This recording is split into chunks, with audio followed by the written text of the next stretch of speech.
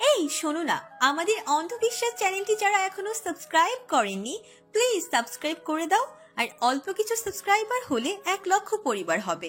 সবাই please subscribe এবং বেশি বেশি শেয়ার করে দাও প্লিজ। ওদের আচার আচরণ তো অতনুর অজানা নয়।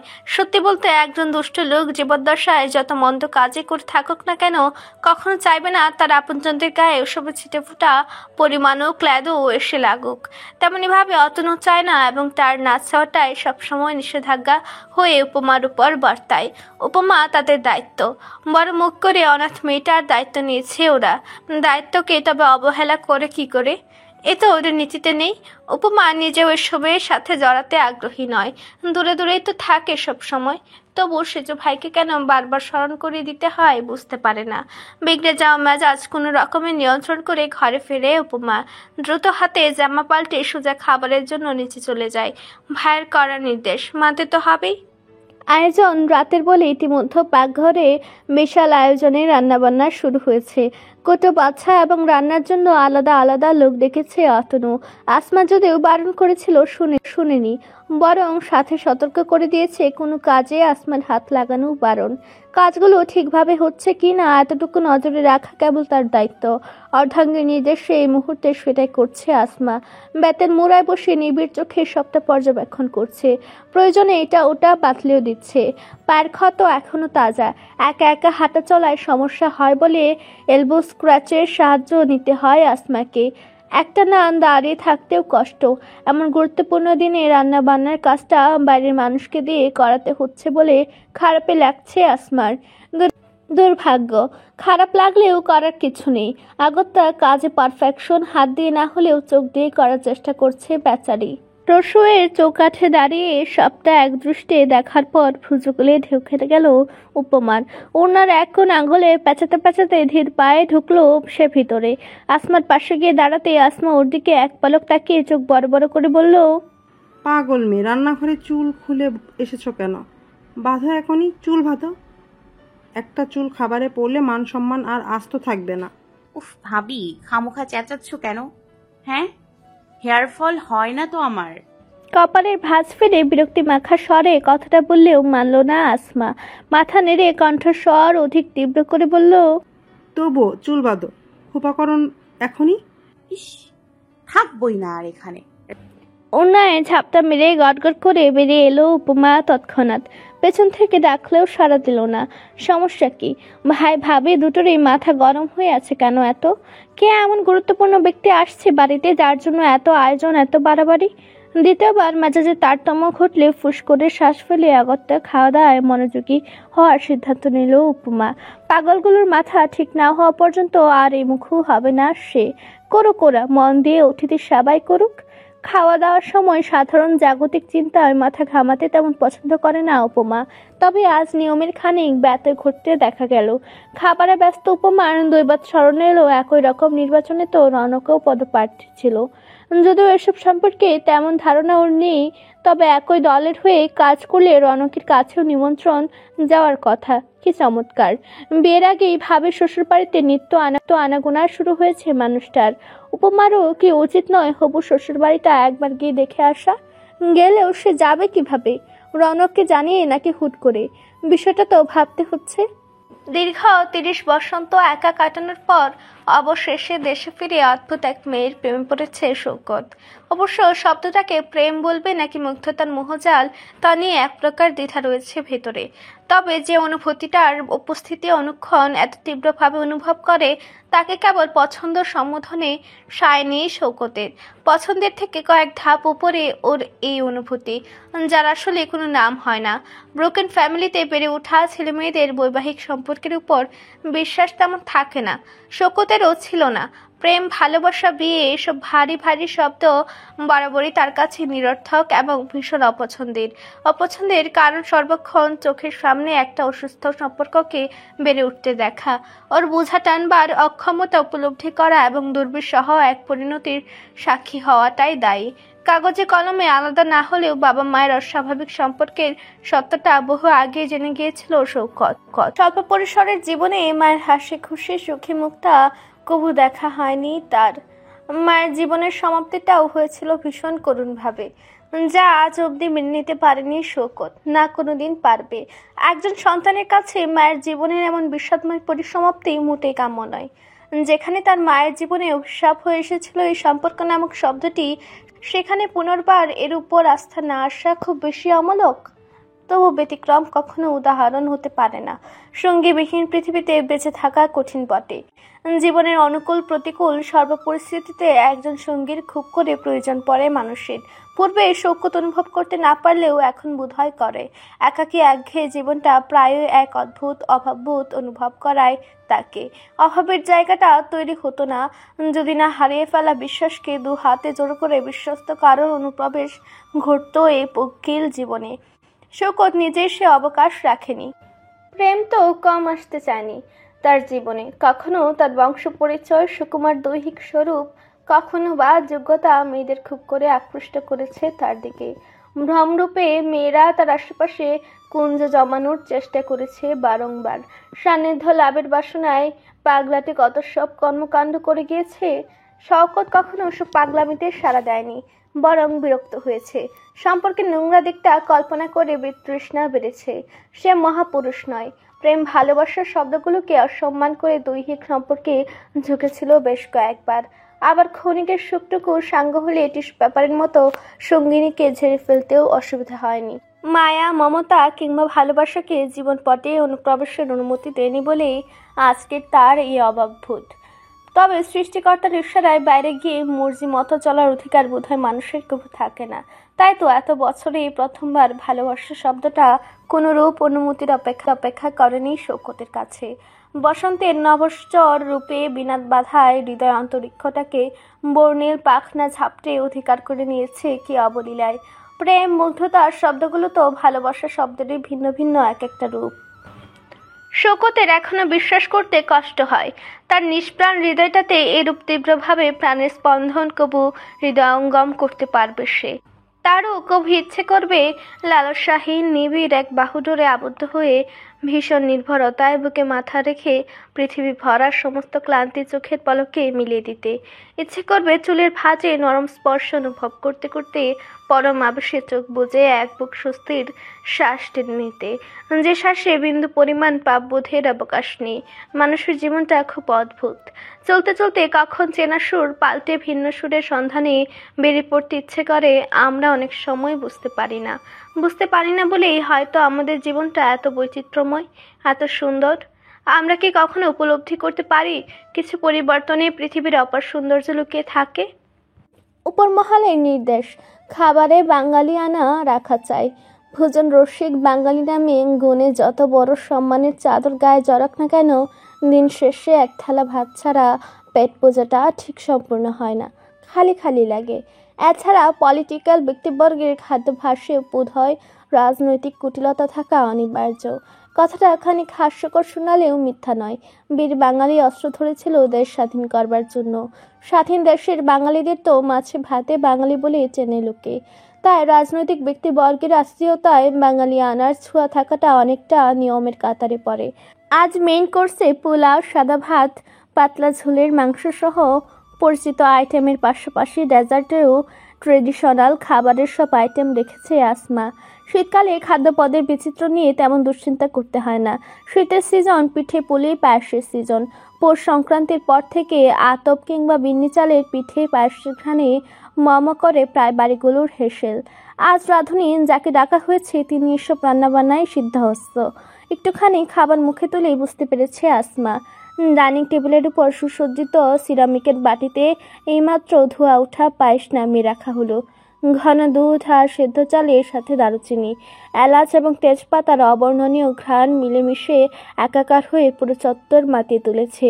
বাটি ভরা পায়েসগুলোর দিকে এক দৃষ্টে তাকিয়ে থাকতে থাকতে আসমা ভাবছে, এত চমৎকার স্বাদের একটা খাবার, বেশি নয়, মাত্র এক ভয়াল স্ট্রিকনিন ওতে মিশিয়ে দিলে স্বাদের কোনো পরিবর্তন হবে না, না খাবারের রঙে কোনো তারতম্য দেখা দেবে। শুধু যে খাবে পৃথিবীতে এইটাই তার শেষ খাবার ধরে নিতে হবে, কারণ এরপর তো স্ট্রিকনিন আসলে তেমন কষ্টদায়ক কোনো গরল নয়। আহামরি কিছুই হবে না, বড়জোর দাম বন্ধ হয়ে মনে হবে আর পেশীয় সংকোচন তীব্র হবে। সর্বোচ্চ ৮ ঘন্টা। এরপরই ব্যক্তি চিরকালের তরে পৃথিবীর মায়া ত্যাগ করে পরপারে পাড়ি জমাবে। এই সংসারে অনুপ্রবেশ ঘটেছিল আসমার গরল হাতে। পরিকল্পনা অনুযায়ী এতদিনে ওর কার্য সিদ্ধি হয়ে যাওয়ার কথা, তবে কোনো এক কারণবশত পরিকল্পনা অনুযায়ী ও এগোতে পারেনি। আজ অবধি একটা স্ট্রিকনিনের শিশিরও সিল খোলা হয়নি। বহুবার ওগুলো ব্যবহারের সুযোগ এসেছে, কিন্তু সুযোগটাকে আসমা কাজে লাগায়নি। তবে কি ওর এই সংসারের লোকগুলোর প্রতি কোনোরূপ মায়া জন্মে গেছে? কি শরীর খারাপ লাগছে? এত ঘেমে গেছো কেন? গলায় ঠান্ডা হাতের স্পর্শে ঈষৎ কেঁপে উঠে ভাবনা সকলে ইস্তফা টানলো আসমা। মাথা নেড়ে হাসার চেষ্টা করে বলল, কই? এই যে গলায়, কপালে, নাকে। কথার ফাঁকে তর্জনীটি ক্রমশ আসমার সমস্ত মুখমণ্ডলে বুলে গেল অতনু।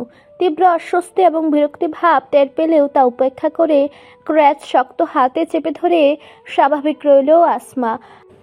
বরং চেহারায় অতিরিক্ত লজ্জা ভাব ফুটিয়ে অতনুর সামনে সন্দেহের কোনো অবকাশ রাখল না।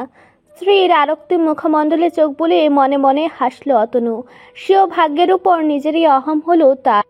অকলনর স্ত্রী, সৌষ্ঠব কলবরের অপ্রতিম সৌন্দর্যের অধিকারিণী অঙ্গনাটি তার অর্ধাঙ্গী ভাবলেই প্রফুল্লতায় দেহ মন ভরে ওঠে সর্বটাক্ষণ। জীবনে থেকে এতটাও আশ্বাস করেনি। আলতো চিপে রাখা তর্জনীটি কপাল, কপোল, চিবুক ছুঁয়ে যখনই নাকের ডাগায় যাওয়ার জন্য প্রস্তুত হলো, তখনই চট করে ওর হাত ধরে ফেললো আসমা। ভ্রু সংকুচিত করে বলল, নাকের ঘাম মুছে দিতে হয় না, জানো না? লোকে বলে যে মেয়ের নাক ঘামে সে নাকি বড় সোহাগী হয়। বাধাপ্রাপ্ত হলেও কিন্তু দমে গেল না অতনু। মনোযোগ দিয়ে কথাগুলো শ্রবণ করার পর ঈষৎ ঝুঁকে চট করে নাকে নাক ঘষে স্যাটটুকু মুছে দিয়ে বলল, আমাকে কখনো আটকানোর চেষ্টা করবে না আসমা, এটা আমার পছন্দ না। অতনুর কথায় মুখ ভার হয়ে গেল আসমার। হাত ছেড়ে দিয়ে মুখ ফিরিয়ে নিল সাথে সাথে।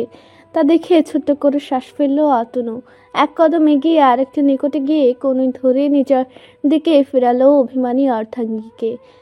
এরপর নিজের দুই বাহুতে গলা জড়িয়ে ঠোঁটের উপর শুষ্ক চুমু এঁকে বলল, তোমার জন্য আমার ভালোবাসা কিংবা আদর সোহাগ এসব কানকছা মানা না মানার সাথে বিন্দুমাত্র কম বেশি হবে না। একজন স্ত্রী হিসেবে তোমার যা অধিকার এবং তোমার সমস্ত সত্তা দিয়ে তুমি যা অর্জন করে নিয়েছ, সবটাই তোমার একার হয়ে থাকবে। বুঝতে পেরেছ? এ পর্যায়ে আসমা ঠোঁটের কোণে মিষ্টি এক টুকরো হাসি ফুটে উঠল। মাথা উপর নিচ করে বুঝালো সে বুঝতে পেরেছে। বিপরীতে অতনু হাসলো অল্প করে। পুনর্বার আসমার ঠোঁটে ঠোঁট চুয়ে তাকে জড়িয়ে নিল বুকের মাঝে পরম ভালোবাসায়। ওদিকে বক্ষপিঞ্জরে মুখ লুকিয়ে বিরক্তিতে চোখ কুচকালো আসমা। অন্দরটা স্বগতোক্তি করে বলল, আমার অধিকার তো বহু আগেই নিলাম করে দিয়েছ তুমি অতন্য হাওলাদার। তোমার উপর আমার কোনো আগ্রহ নেই, কখনো ছিলও না, আশা করি জন্মাবেও না। তোমায় তো ওই বারাঙ্গনার সাথেই মানায়। কি যেন নাম ওর? উর্বশী। হ্যাঁ, উর্বশী। নেহাত তোমায় ঘৃণা করি। তুমি আমার একান্ত মানুষ হলে ছুতে চাওয়া হাতগুলোকে জ্বালিয়ে পুড়িয়ে অঙ্গার করে দিতাম। মুহূর্তের এই ঘৃণা এবং ছলনার অদ্ভুত মেলবন্ধন বাইরে থেকে কিন্তু বোঝার উপায় নেই। এক মুহূর্ত তাকালে যে কেউ এই আলিঙ্গনকে বৈবাহিক সম্পর্কের পবিত্র আলিঙ্গন বলেই মনে করবে। ব্যতিক্রম হলো না উপমার ক্ষেত্রেও। সে এসেছিল ড্রয়িং রুম থেকে টেলিফোন নিয়ে যেতে। সিঁড়ির মুখে ভাই ভাবির এক ঝলক মধুর প্রেম দেখে সে ভারী লজ্জা পেয়ে গেল। কোনো রকম টেলিফোন হাতে নিয়ে ছুটল নিজের ঘরের দিকে। দৌড়ে টেলিফোন দু হাতে জড়িয়ে ধরে জুড়ে জুড়ে শ্বাস ফেলল। তার সেজ ভাইটা যে কি না, বাড়ি ভাড়া, বাইরের মানুষ, খেয়াল নেই এসবে। আবার মনে হলো অপরাধ তো তারা করছে না। চক্ষু লজার ভয়টাকে এড়িয়ে গেলে মধুর কথোপকথনটুকু ভারী সুন্দর। ভালোবাসা দু চোখ ভরে দেখতে ভালো লাগে, অস্বীকার করার মতো অবকাশ নেই। রনকের বুকে মাথা রাখলে ওর বড্ড আনন্দ হয়। তখন উপলব্ধি করে দ্বৈতের বাহুবন্ধনে জড়িয়ে থাকার মতো সুখ বুঝি আর হয় না। লাজুক হেসে ফোন হাতে নিয়ে গুটি গুটি পায়ে এগিয়ে আসন পেতে বসে বিছানার মধ্যিখানে। কোলের উপর ফোনটা রেখে রিসিভার তুলিয়ে ডায়াল করে রনকের নম্বরে। বলা বাহুল্য, রৌনক ওর সময় ফোনের কাছে ছিল। ক্লাবের টেলিফোনটা একমাত্র ওর জন্যই বাজে। কেউ অনবগত নয় কার তরফ থেকে ফোন আসে রনকের কাছে। তাই ফোনটা বাজলেই মুখ টিপে হেসে নেয় উপস্থিত সকলে। রনক ছাড়া ওই কল রিসিভ করার অধিকার কারণ নেই। অবশ্য অযাচিত সমস্যা দেখা দিলে সেক্ষেত্রে মিজান উপযাজক হয়ে একবার ফোন হাতে নেয়, নয়তো অন্য কেউ দেয় না। রনকের বারণ নেই, ছেলেরা নিজেরাই নিয়মটা তৈরি করেছে। আজও কল রিসিভ করার পর ছেলেপেলেদের সমস্যারে গুঞ্জন শুনতে পায় উপমা। লাজুক হাসি গাঢ় হয় তার ঠোঁটের কোণে। রনক ঠোঁট কামড়ে ধমক লাগায় ছেলেগুলোকে। বিনিময়ে দাঁত বের করে হেসে সিটি বাজিয়ে বেরিয়ে যায় তারা। ফোনের এপাশে সবটাই বুঝে উপমা, কিছু বলে না। এ ছেলেগুলো যখন ওকে ভাবি বলে ডাকে, লজ্জা মিশ্রিত এক অদ্ভুত আনন্দ হয় উপমার। রনককে যদি কথাটা বলা হয়নি, বলবেও না। মানুষটা যা দুষ্টু, খেপিয়ে খেপিয়ে মাথা খারাপ করে দেবে। ওদিকে ছেলেরা বেরিয়ে যেতে রনক গলা খাকারি দিয়ে বলে, হ্যাঁ উপমা বলো। হাসি ধরে রেখে উপমা পাল্টা প্রশ্ন করে, রৌনক, আপনি কি আজ আসছেন আমাদের বাড়িতে? কি উপলক্ষে? তুমি ডেকেছিলে আমায়? কই, কোনো চিঠি তো আসেনি। উপমা তো ভেবেছিল অন্যান্যদের সাথে রনকও দাওয়াত পেয়েছিল, কিন্তু রনকের সাবলীল কণ্ঠস্বর ওর ধারণাকে ভুল প্রমাণিত করে সব আগ্রহ উৎকণ্ঠা নিভিয়ে দিল চোখের পলকে। দমে যাওয়া স্বরে বলল, আপনার আসার কথা ছিল। অবুঝের মতো ডানে বায়ে মাথা দুলালো রনক। না তো, তবে তুমি বললে আসি। কোথায় দাঁড়াবো? পেছন গেইটে? না থাক, আজ আর আসতে হবে না, একদম কলেজে গিয়ে দেখা হবে না হয়। আরে আসতে বললে আসছি। তুমি? দরকার নেই তো। আচ্ছা আমি এখন রাখি, কেমন? আর কিছুটা কথা বলো। ফোন রাখার কথা শুনে ভারী অবাক হলো রনক। ছোট্ট শ্বাস ফেলে উপমা বলল, এখন নয়, রাতে বলবো। এ পর্যায়ে ফোনের অপর প্রান্ত থেকে চাপা দীর্ঘশ্বাসের শব্দ ভেসে আসতে শোনা গেল। জবাবে ক্ষীণ স্বরে রনক বলল, ঠিক আছে, রাতে কথা হবে। ডিসকানেক্ট হয়েছে বুঝতে পেরে রিসিভার নামিয়ে মুখ ভার করে বসে রইল উপমা। সেজ ভাই সবাইকে ডেকেছে, অথচ রনককে ডাকেনি। তবে কি তাদের মধ্যকার সম্পর্ক বিশেষ ভালো নয়? ভাইয়ের সাথে রনকের নিয়মিত যোগাযোগ আছে জানতে পেরে উপমার মনের মধ্যে একটা আশার আলো জেগেছিল। ভেবেছিল যোগাযোগ ভালো থাকলে ওদের সম্পর্কের বিষয়টা মানতে বিশেষ সমস্যা হবে না। রনকের পারিবারিক অবস্থা তো ওদের মতোই বলা যায়। আবার রাজনীতিতেও রনকের অনুপ্রবেশ প্রশংসনীয়। কোনো দিক দিয়ে রনক অযোগ্য নয়, কিন্তু আজকের এই ঘটনা উপমার সমস্ত আশা আকাঙ্ক্ষা নিমিষে মাটি করে দিল। সরে টেলিফোন নামিয়ে রেখে বালিশ টেনে শুয়ে পড়ল উপমা। সময়ের সাথে ওর বিষণ্ণতা গাঢ় হবে। বিষণ্ণতাকে দূর করতে হয় কান্না, চায় নয়তো ঘুম। দেখা যাক কোনটায় ও সফল হয়। বোকা উপমা তো জানে না রনকের সাথে অতনুর দ্বন্দ্বটা ঠিক কোথায়। বাইরেটা দেখে কখনো ভেতরের খবর জানতে পারা যায়? উপমার ভাবনার চাইতে হাজার গুণ বেশি জটিলতা মিশে আছে এই সম্পর্কে। না আছে এর কোনো সুন্দর ভবিষ্যৎ, আর না ভবিষ্যতের নিশ্চয়তা। এজন্যই রনক ভবিষ্যৎ ভাবতে বারণ করে, কারণ ভবিষ্যৎ ভাবতে গেলে আজকে সব নিরর্থক মনে হতে পারে। সাজ পড়ে গেছে অনেকক্ষণ। খাবার দাবার তৈরি করে দিয়ে বাইরের মানুষ সব বাড়ি ফিরে গেছে। অতনুর পার্টির লোকজন এসে উপস্থিত হয়েছে বসার ঘরে। অতিথিদের সাথে জম্পেশ আড্ডায় মেতেছে অতনু। সাথে মতের বিরুদ্ধে বসে আছেন রঞ্জু সাহেব। তার মুখভঙ্গি কিংবা গল্পের ধরন দেখে যদিও বিরক্তি ভাব একদমই টের পাওয়া যাচ্ছে না, তবে সত্যিকার অর্থে সে বিরক্ত এবং নাখুশ। অন্যদিকে চাচা শ্বশুর বসে আছে বলে কিছুটা মনোবল জোটাতে পারছে আসমা। ভেতরে তো সেও শত টুকরায় চূর্ণ বিচূর্ণ হয়ে যাচ্ছে। নিজাম চৌধুরী লোকটার চেহারা যতবার দেখছে, কণ্ঠস্বর যতবার কানে আসছে, ততবার অতীত মনে পড়ছে আসমার। হিমশীতল পরিবেশে ও ঘামছে কুলকুল করে। হাত পা শরীর সব যেন কাঁপছে অবিরত ঠকঠক করে। কাঁপুনি থামাতে বারবার হাত মুষ্টিবদ্ধ করতে হচ্ছে, নয়তোবা কাপড় কিংবা ক্র্যাচ চেপে ধরে রাখতে হচ্ছে। পাক্কা অভিনেত্রী হয়ে গেছে বলা যায়। ভেতরের ভাঙ্গন এত তীব্র, তবু বাইরের লেশমাত্র বোঝার জো নেই।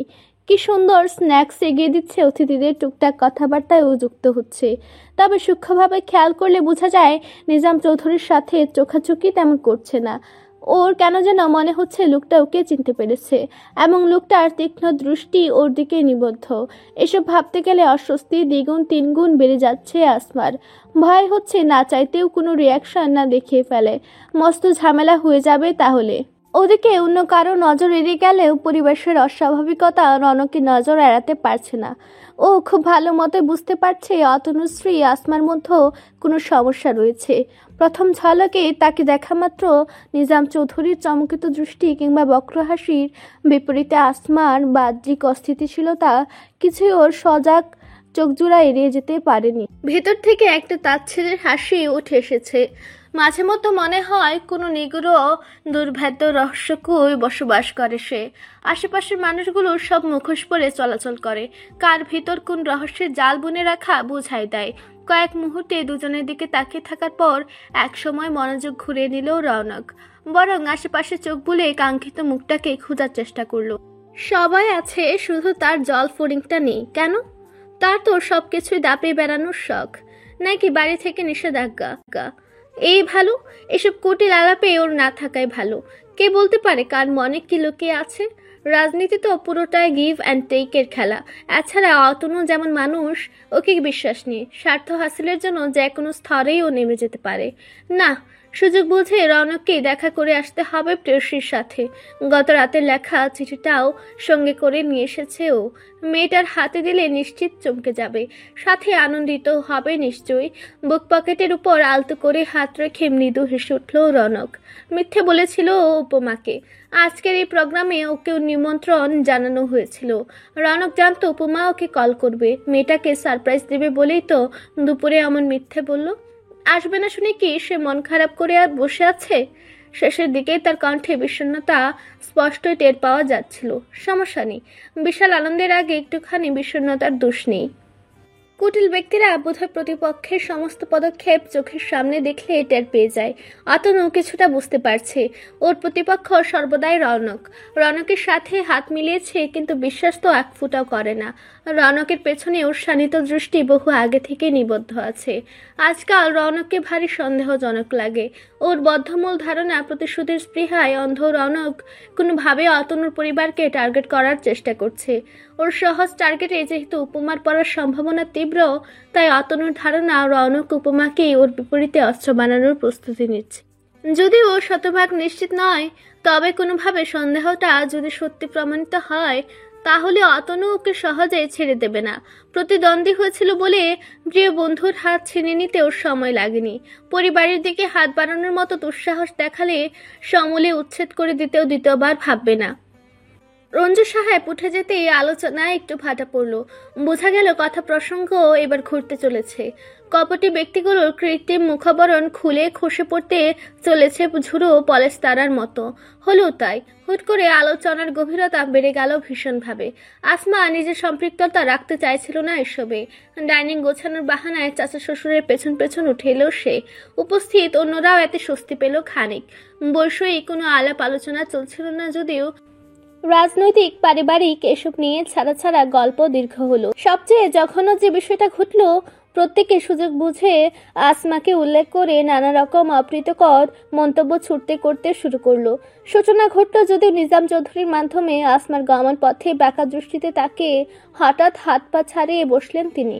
দু আঙ্গুলের ফাঁকে চুরুট নিয়ে বিষাক্ত ধোঁয়াটুকু বাদ দুয়েক টেনে স্ল্যাশের সাথে বললেন, উপযাচক হয়ে নিজামের সাথে সাথে বাকিরাও আগ্রহ দেখালো অতনু এবং আসমার বিয়ের গল্প শোনার ব্যাপারে।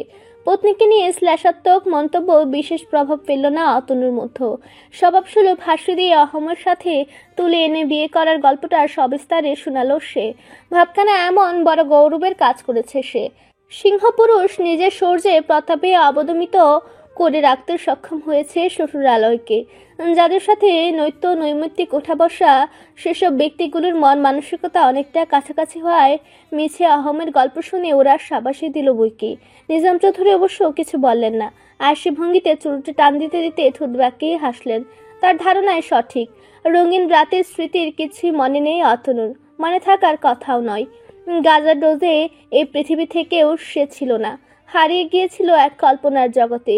তবে অতনু স্মৃতিতে ঘটনাটুকু মলিন হয়ে গেলেও নিজাম চৌধুরীর কাছে তা মলিন নয়। বাস্তবিক সে রাতটার মতন জীবন্ত এবং রঙিন। নারী সঙ্গ সহজে ভুলে না নিজাম। এক নারী দেহে অন্য নারীকে কল্পনা করা তার অদ্ভুত ফ্যান্টাসি। আসমাও ফ্যান্টাসির বাইরে নয়। উদ্ভিন্ন যৌবনা মেয়েটির ধারালো রূপ এবং সৌষ্ঠব দেহাবরণ মাথা নষ্ট করে দিয়েছিল নিজামের। সে রাতের পরেও একাধিকবার ওকে শয্যা সঙ্গিনী হিসেবে পাওয়ার আকাঙ্ক্ষা ছিল নিজামের মধ্যে, কিন্তু জোর করে নয়, স্বেচ্ছায়। কত রকমের প্রলোভন যে দেখিয়েছে তারই আত্মা নেই। মেয়েটি রাজি হয়নি। উল্টো মেয়ের বাবার শ্বাসে ছিল পলিটিক্যাল কেরিয়ার ধ্বংস করে দেবে। ঢাল নেই, তলোয়ার নেই, নিধিরাম সর্দার। অমন বাল খিল্ল হুমকি ধমকিতে যা হাসি পেয়েছিল নিজামের, এরা বাপ মেয়ে পাগল নাকি? কেরিয়ার ধ্বংস তো দূরের ব্যাপার, নিজাম চৌধুরী পর্যন্ত হাত বাড়ানোর চেষ্টা করে দেখুক কিভাবে ওদেরই ধ্বংস করে দেয়। অতিরিক্ত দুঃসাহস দেখাতে এসেছিল বাপ মেয়ে। প্রবল বিরক্তিতে আকাঙ্ক্ষা ত্যাগ করে ওদেরকে সরিয়ে দেওয়ার সিদ্ধান্ত নিতে হয়েছিল নিজামকে। কাজটা যদিও সে নিজে হাতে করেনি, আনিসকে দায়িত্ব দিয়েছিল। এখন বোঝা যাচ্ছে বিরাট ভুল হয়ে গেছে। চরম দায়িত্ব জ্ঞানহীনতার পরিচয় দিয়েছে আনিস। নইলে এই মেয়ে বেঁচে ফেরে কি করে? ভাগ্যিস আনিস উপস্থিত নেই, রুশানল থেকে রেহাই পেত না সহজে। এমনিতে অবশ্য পাবে না, জবাবদিহিতা ওকে করতেই হবে। এত বড় কাণ্ড জ্ঞানহীন লোক আনিস হতে পারে ভাবতেও কষ্ট হয় নিজামের। তবে একটা জিনিস কিছুতেই মিলছে না, ভাগ্যের জোরে মেয়েটা বেঁচে গেলেও ওর পরিবারের সদস্যরা নিশ্চয়ই বাঁচতে পারেনি। এতটা কাঁচা কাজও আনিস করবে না এই ভরসা আছে। না, কোনো না কোনো ঝামেলা তো এখানে অবশ্যই আছে, যা বাইরে থেকে বোঝা যাচ্ছে না, কিন্তু খোঁজ খবর লাগালে নিশ্চিত কিছু না কিছু পাওয়া যাবে। তবে যাই হোক, এ কথা ফেলে দেওয়ার নয়। এতদিন বাদে পুনরায় আকাঙ্ক্ষিত মেয়েটাকে চোখের সামনে দেখার পর থেকে ক্ষণে ক্ষণে নিজামের শরীরে কামনার অদ্ভুত তরঙ্গ খেলে যাচ্ছে। অদৃষ্ট ওকে পুনরায় টেনে এনেছে কালকোঠরির দুয়ারে। এত সহজে এবার মুক্তি মিলবে না, মিলতে দেবে না নিজাম। অদূরে বিধ্বংসী পরিকল্পনার ছক আঁকাতে আঁকাতে নিজামের ঠোঁটে বক্র হাসি ক্রমশ গাঢ় থেকে গাঢ়তর হয়ে ওঠে। ওদিকে ডাইনিং এর সামনে থেকে প্রায় আলোচনায় স্পষ্ট শুনতে পাচ্ছিল আসমা। এক একটা কথা কানে আসছিল আর দেহে বড় বড় ঘায়ের সৃষ্টি হচ্ছিল যেন তার। অতনু হাওলাদার মানুষটাকে ঘৃণা করার শতকোটি কারণ তৈরি হয়ে চলেছে প্রত্যেক দিন। একটা মানুষ এরূপ নিম্নস্তরে কিভাবে হতে পারে? অন্যের সাথে তাল মিলিয়ে নিজের স্ত্রীকে অসম্মান করা ভরা মজলিসে তাকে বিবস্ত্র করার মতো ঘৃণিত এবং জঘন্যতম একটি অপরাধ। লোকে বলে বিয়ে নাকি একটা দায়িত্বের নাম। আচ্ছা, তাদের কাছে দায়িত্বের সঠিক সংজ্ঞাটা কি? শুধু সঙ্গীর ভরণ পোষণ কিংবা দৈহিক চাহিদার মধ্যেই কি দায়িত্ব শেষ হয়ে যায়? তার আত্মিক চাহিদা কিংবা সম্মানের খেয়াল রাখার কোনো প্রয়োজনীয়তা নেই? স্বামী স্ত্রী তো একে অপরের আবরুর মতো, যারা কিনা সর্বাবস্থায় একজন অপরজন সমস্ত পক্ষিলতা থেকে হেফাজত করার ক্ষমতা রাখে। সেখানে কেউ যদি এসবের ন্যূনতম তোয়াক্কা না করে বাইরের মানুষের সাথে তাল মিলিয়ে স্ত্রী বিশ্লেষণের বসে যায়, তাহলে আদতে সে কখনো সঙ্গী সম্বোধন পাবার অধিকার রাখে না। কারণ 3 কালিমার জুড়ে স্বামী ঠিকই হওয়া যায়, কিন্তু সঙ্গী নয়। চাপা দীর্ঘশ্বাস ছেড়ে টেবিল সেট করে উপরের দিকে পা বাড়ায় আসমা। পরপর এতগুলো ধাক্কা একসঙ্গে নেবার ক্ষমতা ওর নেই। শারীরিক অবস্থার অবনতি ঘটছে দ্রুত। ওষুধ না নিতে পারলে অভিনয় চালিয়ে যাওয়ার শক্তিটুকু হারিয়ে ফেলবে। নিজের অসুস্থতার সাথে ফাইট করে স্বাভাবিক থাকার অভিনয় কতটা কঠিন ক্রমে উপলব্ধি করছে আসমা। আর সময় নষ্ট করা চলে না। যে উদ্দেশ্যে এবারে চৌখাট মারিয়েছে, জলদি তার সাধন করেই মুক্তির খুঁজে পা বাড়াতে হবে। জীবনের থেকে ওর চাওয়ার কিচ্ছু নেই, না আছে বেঁচে থাকার কোনো কারণ। 24-25 বছরের ছোট্ট জীবনটার বেশি অর্ধেক সময় ওর ভীষণ সুখে কেটেছে। চমৎকার একটা পরিবারে জন্মে নিজেকে সৌভাগ্যবতী বলে অভিমান হয়েছে, যে পরিবারের প্রত্যেকটা সদস্য স্নিগ্ধ এক ভালোবাসার পরশে সিক্ত করে রাখতো ওর সারা বেলা। অতীতে প্রায়শই ভাবতো পুনর্জন্ম বলে সত্যি কিছু থাকলে সৃষ্টিকর্তার দরবারে করজোড়ে একটা জিনিস চাইবে। অন্য জন্মটা এই গর্ভধারিণীর জঠরে যেন ওর ঠাঁই হয়, এই পরিবারটাই যেন ওর আপন পরিবার হয়, এমন সুখের জীবনটাই যেন বারবার ফিরে পায়। তবে আজ সময়ের কাছে ঠকে গিয়ে কিছু ক্ল্যাশ গায়ে মাখার পর আর মনে হয় না পুনর্জন্ম সত্যি হোক, দ্বিতীয় আরেক জন্ম হোক, আরেকটা আসমার সৃষ্টি হোক। অতীতের সুখ পৃথিবীটাকেই আজ এত অসহ্য মনে হয় আসমার কাছে। মনে হয় আসমা নামক কারোর অস্তিত্ব না থাকলেই বোধহয় ভালো হতো। 4 দেয়ালে নিগড় আধারে বিষাক্ত নিঃশ্বাস একে অপরের গায়ে ধাক্কা খেয়ে চতুষ্কোণে ছড়িয়ে পড়ে। ডেস্কের ড্রয়ার থেকে ওষুধের ছোট্ট শিশি বের করে এক মুঠো ওষুধ মুখে পুরতে ইচ্ছে করে আসমার। থেমে যায় প্রতিশোধ নামক সংকল্পের কাছে। ভারী নিঃশ্বাস ফেলে দুটো ট্যাবলেট খেয়ে পুনরায় রেখে দেয় শিশিটা তার স্বস্থানে। এরপর ক্ষণকতক মাথা নিচু করে বিছানায় বসে থাকে। হালকা সবুজ ফুলের অফ হোয়াইট বেডশিটটায় আনমনে আঙ্গুলে আঁকিবুকি করে। খারাপ স্মৃতিগুলো অক্লান্ত চরকির মতো ঘুরপাক খেতে থাকে ওর মন মস্তিষ্কে। জোর খাটিয়েও এক মুহূর্তের জন্য ওগুলোকে সরাতে পারে না মস্তিষ্ক থেকে। একসময় ওর মায়াময়ী মনটার সমস্ত মায়া ও বেগে প্রতিহিংসার অনল দাও দাও করে জ্বলে ওঠে। হিতাহিত জ্ঞানশূন্য চোখ মুছে এগিয়ে যায় কাঠের আলমারির দিকে। অন্দরে ছোট্ট দুটো ড্রয়ারের আড়ালে লুকিয়ে আছে বিভিন্ন সাইজের অসংখ্য কাচের শিশি, যা একজন মানুষকে ভয়ানক সব মৃত্যুর সাথে পরিচয় করাতে সক্ষম। হাতের তালুতে সিক্ত চোখজোড়ার নোনা অস্ত্রটুকু মুছে একটা শিশি হাতে তুলে নেয় ও আজ সবার খাবারে মিশিয়ে দেবে এই গরল।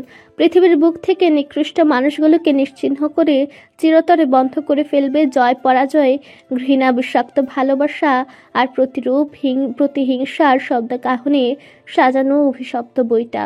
জঠরের কাছে স্ট্রিকনিনের ভায়াল গুজে লম্বা শ্বাস টেনে তবেই ঘর ছেড়ে বেরোয় আসমা।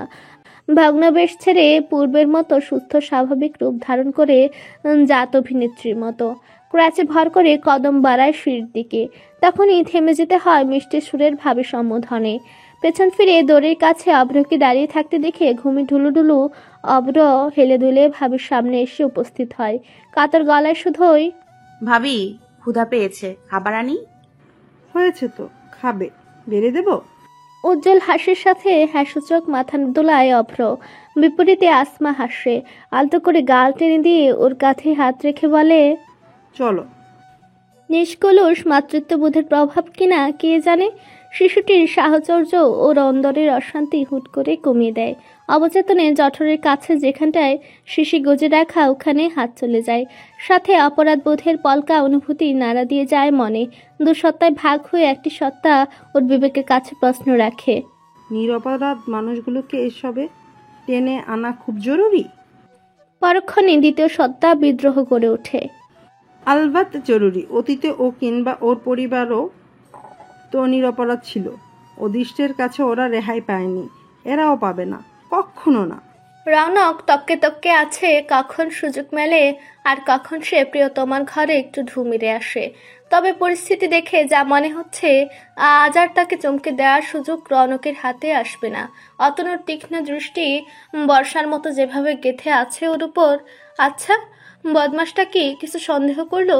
অবচেতনে প্রশ্নটার উদ্ভব হলে অতনুর দিকে চোখ তুলে তাকালো রৌনক। চোখাচোখি হলে কৃত্রিম সৌজন্যের হাসি ফুটালো দুজনেই।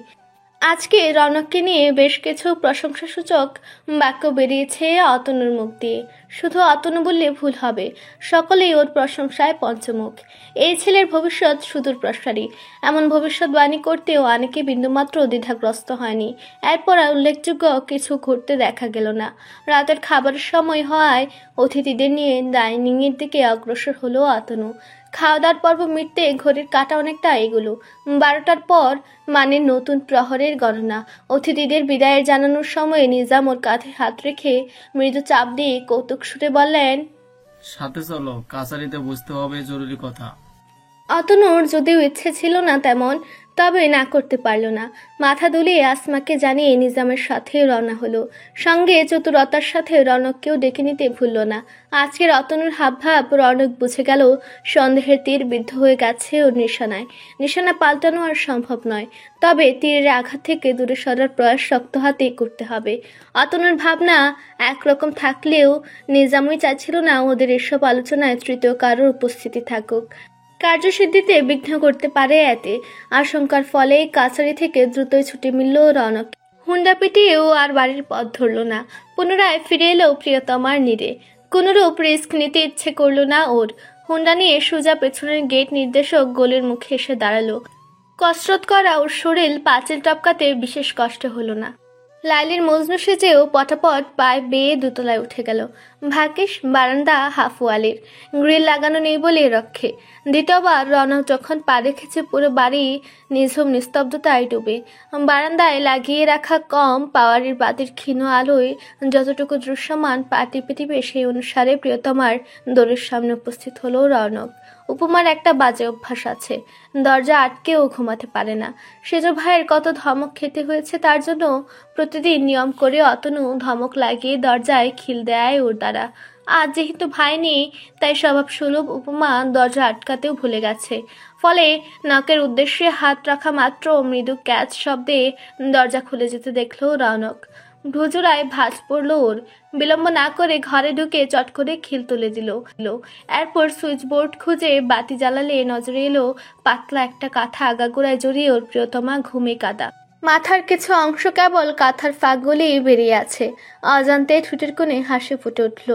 একটা হাত মুখের সামনে এনে পরীক্ষা করে দেখল নিঃশ্বাসে নেশাদ্রব্যের গন্ধ পাওয়া যাচ্ছে কিনা। যাচ্ছে, তবে ক্ষীণ। দূরে বসে কথা বলতে হবে ভেবে নিঃশব্দে বিছানার পাশে গিয়ে দাঁড়ালো রৌনক। ঘরময় দৃষ্টি বলে উপমার পাশে বসে কাঁথাটা সরিয়ে দিল মুখের উপর থেকে। দৃশ্যমান হলো ক্লান্ত পরিশ্রান্ত ঈষৎ ফুলা ভীষণ মায়াময় ঘুমন্ত মুখটা। একরস মুগ্ধটায় ডুবে গেল যেন সে। স্বভাবশীল পালতু হাতে প্রেয়সীর চিবুক স্পর্শ করে মৃদু মধুর করে হাসলো। সস্নেহে মাথায় হাত বোলাতে বোলাতে যত্ন নিয়ে ডাকলো, উপমা, এই মেয়ে ওঠো তো একটু। বলা বাহুল্য উপমার ঘুম বিশেষ গাঢ় হয় না। লাইটের তীব্র আলোয় পূর্বেই ওর ঘুমে ব্যাঘাত ঘটেছে। মাথার উপর শক্ত তালুর স্পর্শ এবং ভরাট কণ্ঠস্বরে এবার তো ঘুমটাই ভেঙে গেল। চোখ মেলে প্রেমিক পুরুষের অবয়ব দৃষ্টিগোচর হওয়া মাত্র হুড়মুড় করে উঠে বসল সে। চোখ মুছে জড়ানো গলায় উদ্বেগ ফুটে বলল, পাগল নাকি আপনি? না বলে না কয়ে হুট করে এখানে এলেন। আমার ভাই জানতে পারলে না, গলা শুকিয়ে আসছে তো। উদ্বিগ্নতার সাথে বিরক্তিও ঝরে পড়ল উপমার কণ্ঠে।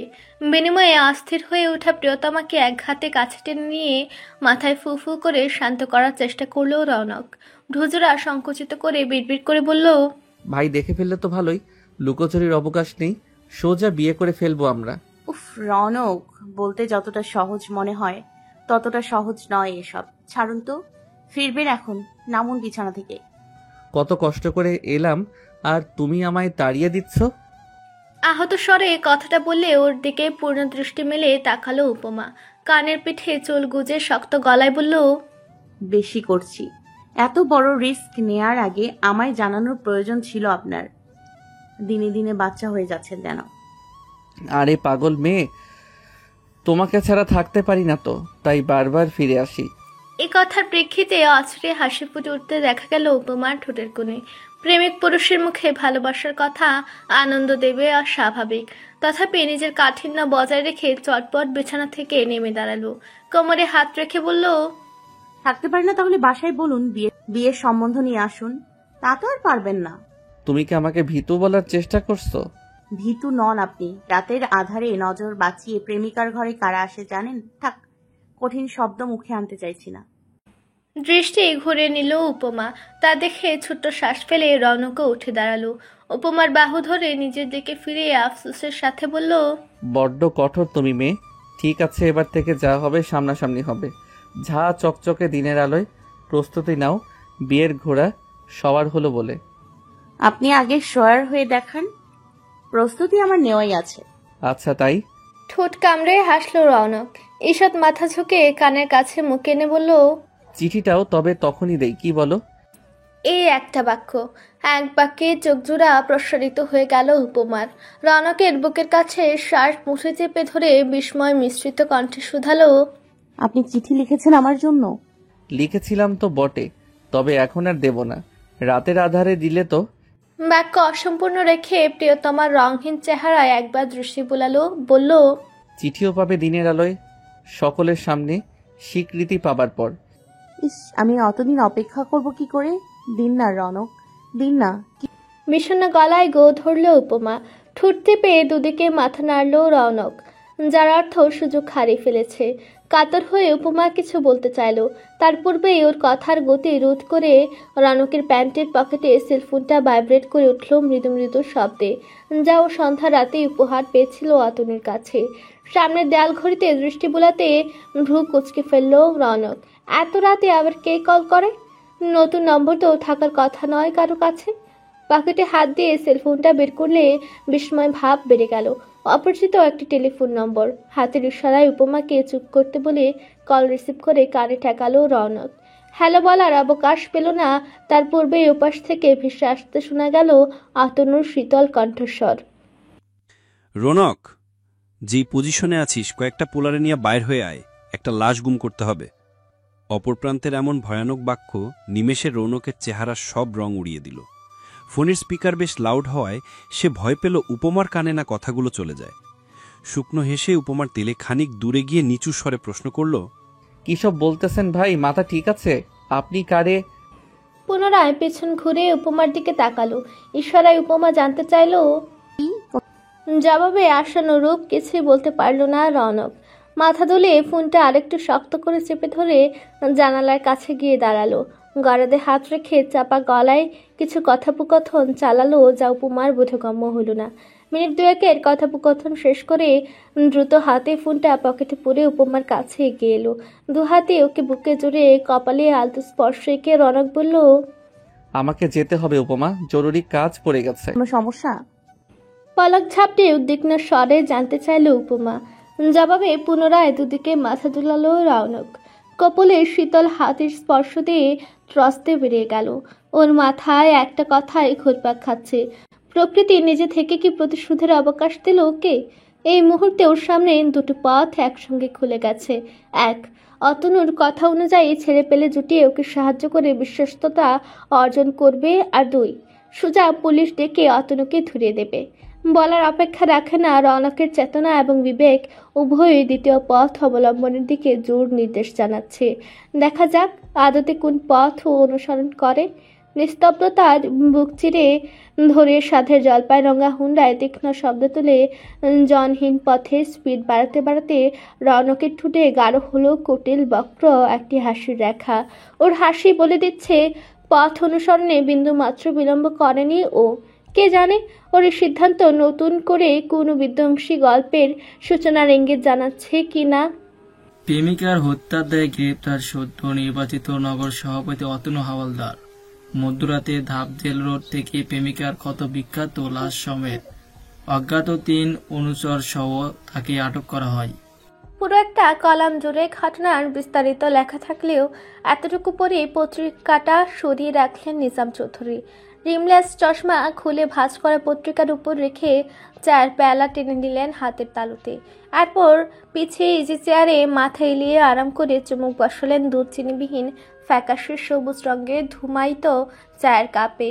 বিষাদ তরলটুকু গলায় পৌঁছতেই নাকমুখ কুচি গেল তার। তবু সবটা গলাধকরণ করলে নিরবিচ্ছিন্ন দীর্ঘশ্বাসের সাথে। এসব শৌকতের পাগলামি। রক্তে কোলেস্টেরল নাকি বেড়ে গেছে, ডায়াবেটিসও নিয়ন্ত্রণে নেই, তাই সব খাবারের উপর নিষেধাজ্ঞা। আজীবন ঘন দুধ আর 2 চামচ চিনির চায়ের পরিবর্তে কিনা খেতে হচ্ছে এই তিতকুটে গ্রিন টি। একটুখানি বিরক্তি ভাব তো জাগছেই, পরক্ষণেই ভেবে আনন্দ হচ্ছে ছেলেটা তাকে নিয়ে কতই না ভাবে।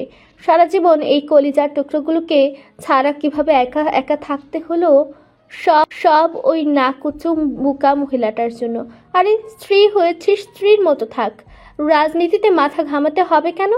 নিজে তো কষ্টে ধুকে ধুকে মরল, ওই মাঝখান থেকে ছেলে মেয়ে দুটোকেও পিতৃবিমুখ করে দিল। পিতার দিকে ফেরাতে শেষ পর্যন্ত চালবাজির আশ্রয় নিতে হলো। যাকে যা হয়েছে ভালোর জন্যই হয়েছে। ঘরের ছেলে ঘরে ফিরেছে, এবারে দায়িত্বগুলো ঠিকঠাক বুঝে নিতে পারলে একটু নির্ভর হতে পারেন নিজাম চৌধুরী। গাড়ি বারান্দায় এক যুগে অনেকগুলো মোটরসাইকেলের আগমনের শব্দে চিন্তার সমাপ্তি টানতে হলো নিজামকে। ওদিকে অতনুটা আবার গুছিয়ে রাখা কাজকর্ম সব বিগড়ে দিয়েছে। ওকে লাইনে আনার আরেক ঝক্কি। ছেলে মানুষই করার সময় একবারও ভাবে না সব কিছুর জবাবদিহি উপর মহলে করতে হয় নিজামকে। আসনে টিকে থাকার বিষয়টা ফসকা গুড়ার মতো হয়ে যাচ্ছে দিনকে দিন। কখন যে ছুটে যায় সময়টাও দ্রুত যাচ্ছে না। অফিসিয়াল অ্যানাউন্সমেন্ট করে ছেলেকে যে লাইনে নিয়ে আসবে সেই সুযোগও পাচ্ছে না। ওদিকে ম্যাডামের নিত্য নতুন সিদ্ধান্তে রীতিমতো পর্যদুস্ত হবার আশঙ্কা। উফ, এত চাপ আর সত্যি নিতে পারে না বয়োজ্যেষ্ঠ কাঁধ। স্যার, আনিস সাহেব আসছেন। পিএ ইসহাকের বিনীত কণ্ঠস্বরে নড়ে চড়ে সোজা হয়ে বসলেন নিজাম চৌধুরী। এই শেষ চুমুকটা দিয়ে হাতে ইশারা করে ডাকলেন, এসো আনিস।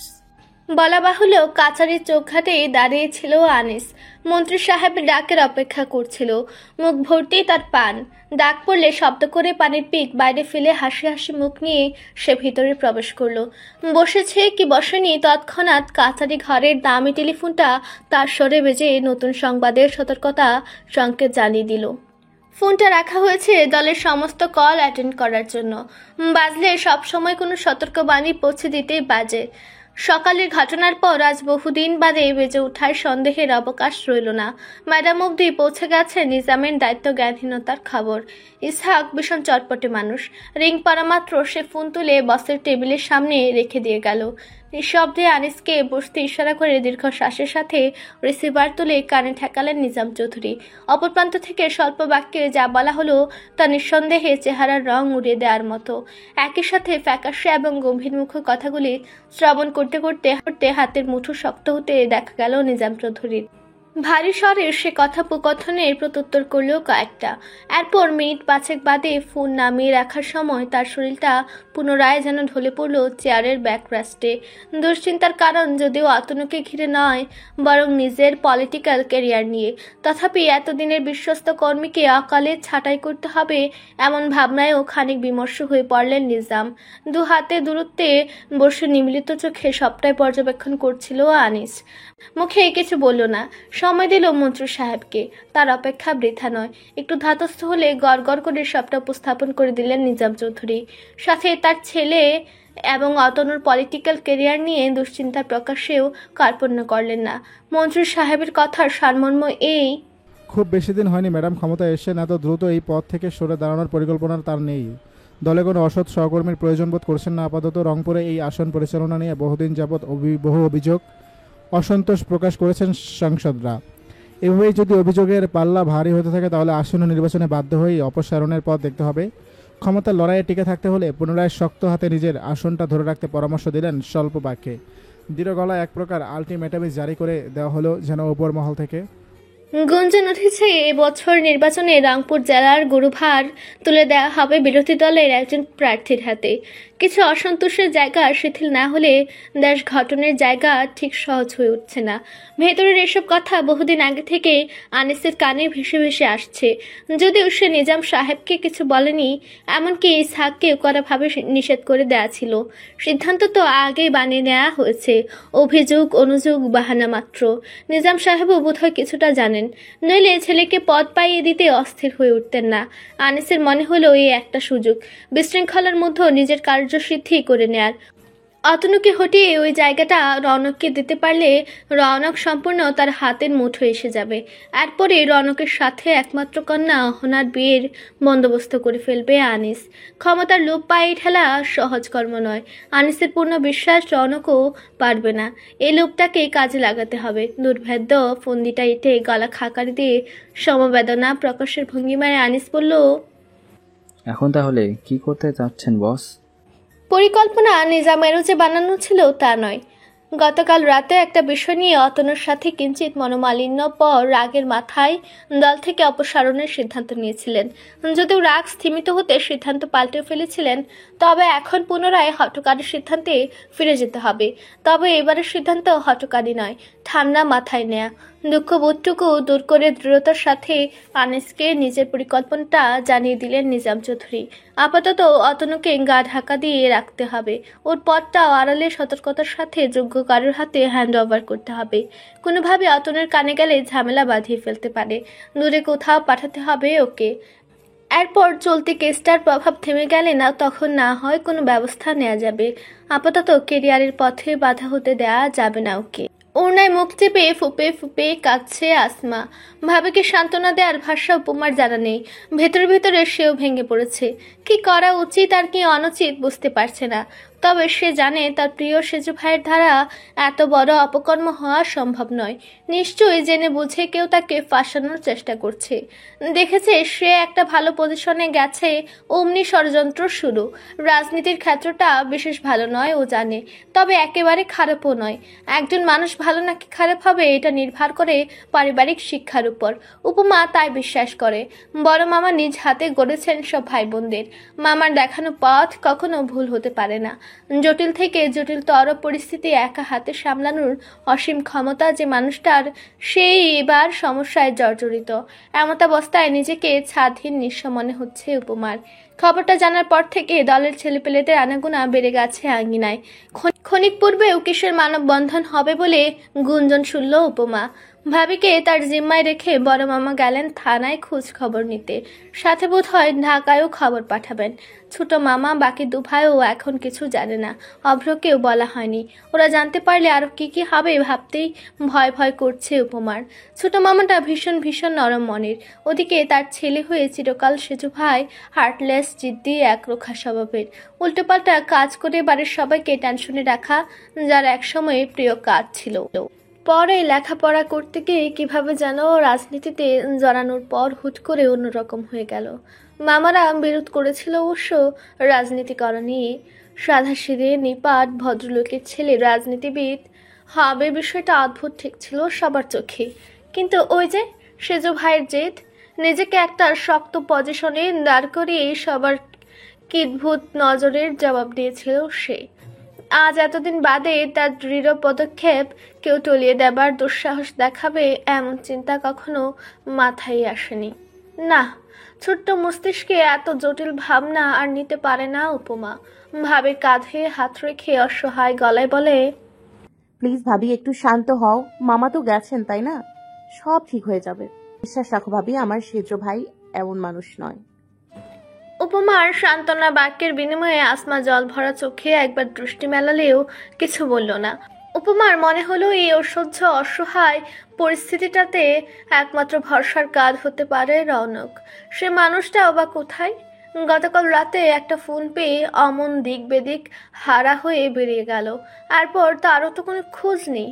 মানুষটা ঠিক আছে তো? হুট করে ভাইয়ের দুশ্চিন্তা সুরে প্রিয়তমের প্রতি উৎকণ্ঠা আচ্ছন্ন করে ফেলল উপমাকে। ব্যাকুল হৃদয়ে ভাবির কাঁধে ভরসার আলতো চাপ দিয়ে অন্যমনস্ক কণ্ঠে বলল, একটা জরুরি কল করতে হবে ভাবি, এই পরিস্থিতি থেকে বেরোনোর উপায় পেয়ে গেছি আমি। প্লিজ একটু শান্ত হয়ে বসো কেমন? এরপর কলের পুতুলের মতো প্রত্যুত্তর না শুনে একা একা নিচতলায় বসার ঘরের দিকে অগ্রসর হলো উপমা। অস্বস্তি আর অস্থিরতার হাড় হিম করা শীতের সকালেও তার হাত পা ঘামে ভরে উঠছে। এদিকে উপমা বেরিয়ে গেছে নিশ্চিত হয়ে ওনার সরিয়ে বিরক্তির একটা শ্বাস ফেলল আসমা। অবিরত ছড়তে থাকা অশ্রুকণাগুলোর গতিপথ পাল্টে চোখের সীমানা বরাবর করে দিয়ে ভেজা গাল মুছে নিল, যেন অশ্রুপাতেও তার দৃপ্ত নিয়ন্ত্রণ। মুখে বিরক্তসূচক চক্রান্ত শব্দ করে হালায় পড়ে থাকা পত্রিকা হাতে তুলে নিয়ে ভালো মতো অতনুর খবরটা পড়তে আরম্ভ করলো। কতগুলি প্রেমিকা গজিয়ে উঠেছে বদমাস্টার কে জানে, কোনটাকেই বা খুন করলো সেটাও বুঝতে পারছে না। আচ্ছা, ধাপের দিকে ওর কোন প্রেমিকার বাড়ি? আসমার যতদূর সম্ভব মনে হয় উর্বশী নামক ভিনদেশি মেয়েটা ওদিকটায় থাকে, এমনই তো খবর পেয়েছিল। তবে কি ওই মেয়েটাকে? ভাবতেই শরীরের রক্তকণিকা চঞ্চল হয়ে উঠল আসমার। সহসা উঠে দাঁড়িয়ে দাঁতে ঠোঁট চেপে কি যেন ভাবল সে। ভাবনার অতলে উর্বশীর প্রতি কিঞ্চিত করুণা হলো তার। আহারে, অসম্ভব রূপবতী ছিল মেয়েটা, ছিল বুকাও। নইলে রাঘব বোয়ালরা যার চরণে লুটে পড়ার জন্য সবসময় তৈরি থাকতো, সে কিনা এমন ছুচকো কারোর জালে ফেসে জীবন শেষ করে ফেলল। বন্ধু, থানার সামনে ছেলেপেলের দলটা মিডিয়া কভারেজ চলে এসেছে। আনিস ভাই দ্রুত রেডি হতে বলেছেন। মন্ত্রী সাহেবের সাথে যাইতে হবে এখানে। মিজানের তারার বিপরীতে বিশেষ অস্থির হতে দেখা গেল না রৌনককে। বরাবরের মতো সে শান্ত অবিচল। মিজান অবাক হয়ে লক্ষ্য করলো পায়ের উপর পা তুলে সাহেব হয়ে বসে তার বন্ধু সিগারেটের ফিল্টারে ঘন ঘন টান দিচ্ছে। একসময় সিগারেট আঙ্গুলে গুজে কি ভেবে টেলিফোনটা কাছে টেনে নিল। সুপরিচিত নম্বরটা ডায়াল করবে বলে নম্বর বুথে আঙ্গুল রাখার মুহূর্তে ঠিক যেন তার পরিশ্রম কমাবে বলে একা একাই বেজে উঠল টেলিফোনটা। তৎক্ষণাৎ হাত গুটিয়ে নিয়ে শব্দ করে দীর্ঘশ্বাস ছেড়ে রিসিভার কান তুলে ঠেকালো রৌনক। অচিরে অপর প্রান্ত থেকে কান্নার বুদবুদ মেশানোর গলার স্বর ভেসে আসতে শোনা গেল। কোথায় ছিলেন আপনি? আমার যে আপনাকে ভীষণ প্রয়োজন রৌনক। সকাতর কণ্ঠের বিপরীতে সহসা কিছু বলবার মতো খুঁজে পেল না রৌনক। আধ খাওয়া সিগারেট মিজানের হাতে দিয়ে চোখের ইশারায় বেরিয়ে যেতে বলে তবেই মুখ খুলল। আমি তো আছি তোমার পাশে সব সময় ছায়ার মতো, ভয় পাবে না। পরিস্থিতি যত খারাপই হোক নিয়ন্ত্রণে আনার ব্যবস্থা করব আমরা। আপনি জানেন ওরা লিখেছে। কান্নার দমকে কথা সম্পূর্ণই করতে পারল না উপমা। প্রজ্বলিত মোমের রোশনি দমকা হাওয়ায় যেমন দপ করে নিভে যায়, তেমনি তার কথা বলবার শক্তিটা টুক করে নেমে ক্ষণিকের জন্য নির্বাক বানিয়ে দিল তাকে। এ প্রান্তের সবটা উপলব্ধি করে চোখ বুজে বুকের চাপটা শুয়ে নিল রৌনক। একটা কাজের শত রকমের প্রতিক্রিয়া আসতে পারে ও জানে, নিজেকে তো সেভাবেই প্রস্তুত করে রেখেছিল। তবু এই নিষ্পাপ ক্রন্ধন অন্তরের শক্ত মাটিতে যে কম্পন সৃষ্টি করছে তা ভীষণ ভীষণ অস্বস্তিদায়ক রৌনকের জন্য। কিন্তু কার্যসিদ্ধি হয়ে যাওয়ার পর নতুন ভাবনার অবকাশ যে আর থাকে না। কি একটা ধারণা করে রৌনক হুটহাট প্রশ্ন করে বসল। তোমার কি মনে হয় অতনু ভাই সত্যি এমন কিছু করেছে? না, কখনোই না। নির্বাক সত্তা আচমকা তেজদীপ্ত কিরণে জ্বলে উঠে যে প্রশ্নটা ছুড়ে দিল রৌনকের দিকে, সেটাই যথেষ্ট ছিল ওর শির দ্বারা বেয়ে শীতল রক্তের স্রোত বয়ে দেবার জন্য। উষ্ণা প্রকাশ করে কিছু বলতে চাইলেও রৌনকের ভেতর থেকে একটা বাধা উঠে এলো। উপমানের বিশ্বাস বহু আগে ভেঙে চুরে চুরমার করে দিয়েছে অতনু রৌনক দুজনেই। সত্যগুলো যখন সামনে আসবে, চেনা মানুষগুলোর অপরিচিত রূপ ঠিক কতখানি আঘাত হানবে মেয়েটার নিষ্কলুষ হৃদয়ে চিন্তা করতে গেলেও কোনো তল খুঁজে পায় না রৌনক। সামনে আরও খারাপ কিছুর সম্মুখীন হতে হবে ভেবেই ওর অন্দরে দীর্ঘশ্বাসের কুণ্ডলী যেন বৃহৎ আকার ধারণ করে ফেলল। অতনুকে যে সেলটায় রাখা হয়েছে সেখানে সে ব্যতীত অন্য কোনো কয়েদি নেই। মূলত সকালবেলাতে এখানে ট্রান্সফার করা হলো ওকে। মধ্যরাতে যখন ধরে নিয়ে আসা হয়েছিল তখন অন্য লকআপে রাখা হয়েছিল। ওখানে অবশ্য কয়েকজন ছিল কয়েদি, এক একটা যা সম্ভা মার্কা চেহারাই যেন বলে দেয় সবকটা মার্ডার কেসের আসামি। যখন নিয়ে আসা হলো তখন একটা ঘুরের মধ্য ছিল অতনু। আগ্রহ জাগেনি কথা বলার, কিন্তু এখন একটু আগ্রহ জাগছে। আগ্রহের কারণ অবশ্য পরিষ্কার নয় নিজের কাছে। পলেস্তার খসড়া দেয়ালে আরামে হেলান দিয়ে বসে থাকতে থাকতে হুট করে মেরুদণ্ড সোজা করে নিল সে। কি মনে করে ঘাড় ঘুরে সেলের বাইরে একবার দৃষ্টিপাত করলো। দুপাশে দুজন ঊর্ধ্বধারী রাইফেল নিয়ে শটান হয়ে দাঁড়িয়ে আছে। অতনু ওদের চোখের ভাষা বোঝার চেষ্টা করলো। সংকোচে ওরাও আর চোখে তাকিয়েও তাকালো না। কেন যেন অতনুর মনে হচ্ছে লোকগুলো ওকে ভয় পাচ্ছে। পুলিশের লোক, হাতে আর্মস আছে, তবুও অতনুর ছায়া দেখলেও ভয়। নিজের পজিশনটা নিয়ে, প্রতাপ নিয়ে ভীষণ গর্ব হলো তার। একলা মনে বাঁকা হাসলো অতনু। হাজতে সে বিশেষ খারাপ লাগছে না ওর। লোকে বলে পলিটিশিয়ানরা দু একবার জেল হাজত থেকে ঘুরে গেলে পাওয়ার বেড়ে যায়। অতনুর অনুচর বাহিনীর পরিমাণ টের পাওয়া যায়।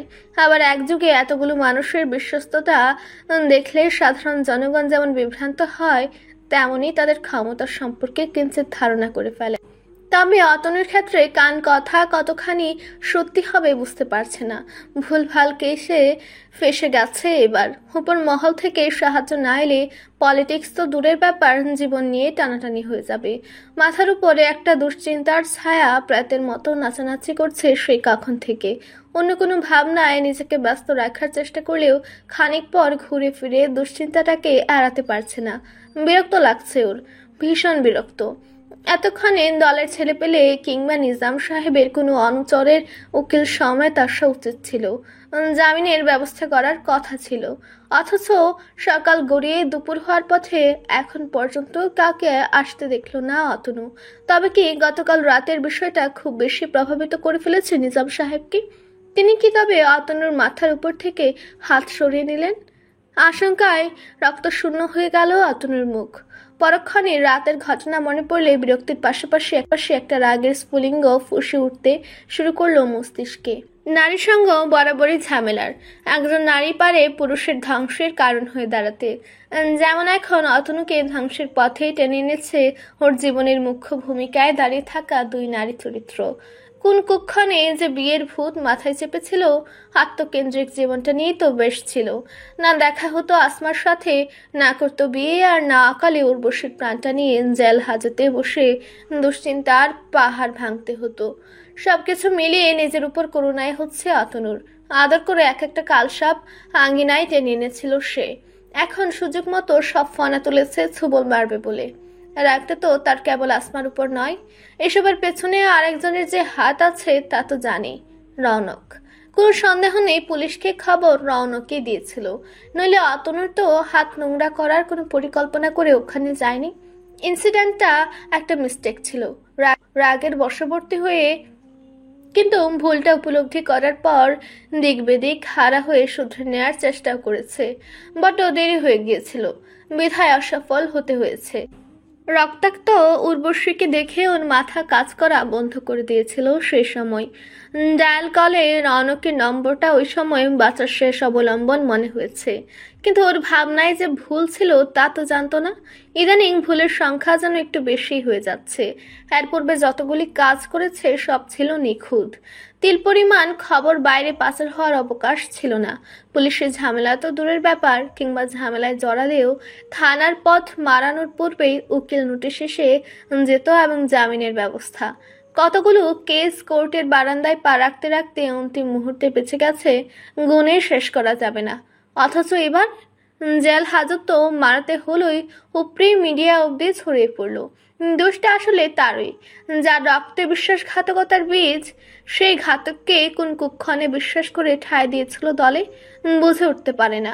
লোকটা বোধহয় বেশি হয়ে গিয়েছিল। অন্তিম মুহূর্তে লোভের বশবর্তী হয়ে নিমক হারামটার দ্বারস্থ না হলে আজকের এই দুর্দিনের সাক্ষী হতে হতো না। অন্তরে অন্তঃস্থল থেকে রৌনকের জন্য ঘৃণা বর্ষিত হলো অতনুর। এরপর আর একটা ভুলও করা চলবে না। নর্দমার কীটটাকে তুলে আনতে যেমন সময় ব্যয় করেনি, পিষে ফেলতে অধিক সময় নেবে না। আরেকটা খুনের রোগ চেপেছে মাথায়। বন্দিদশা থেকে ছাড়া পাওয়া তো সময়ের ব্যাপার, ছাড়া সে অবশ্যই পাবে। একবার শুধু বেরিয়ে নিক, বিশ্বাসঘাতকতার পরিণাম হারে হারে টের পাবে নিমক হারামটাকে। নিয়মিত ভালোবাসার গল্প শুনতে এবং পড়তে আমাদের অন্ধবিশ্বাস চ্যানেলটি সাবস্ক্রাইব করে পাশে থাকা বেল আইকনটি ক্লিক করুন। ধন্যবাদ সবাইকে।